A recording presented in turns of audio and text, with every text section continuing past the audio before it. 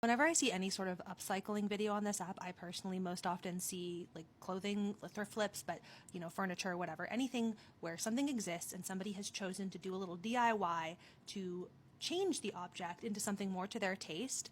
I love videos like this. And also, I always know that the comment section is going to be fucking cursed.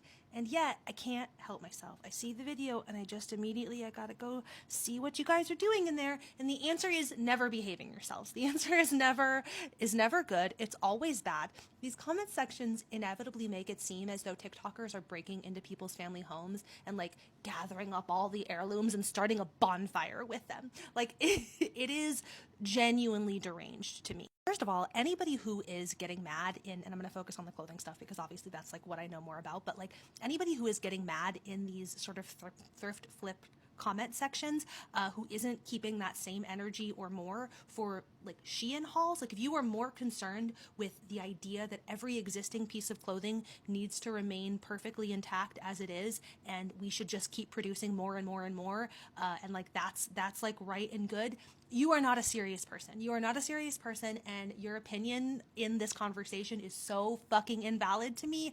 Like I don't care. We produce so much shit, and now like this is broadly, right? Like we are producing and consuming and acquiring so much shit. I am like extremely part of the problem.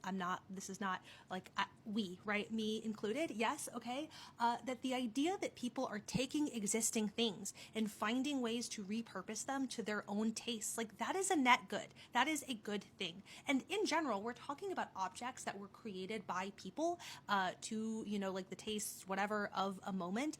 And I actually think it's incredibly beautiful that things are sort of finding new life, that you are like, that object is having, like experiencing repeated use. Like when something is well made enough to last through many iterations, I think that that's actually incredible and like very cool and a thing to be celebrated.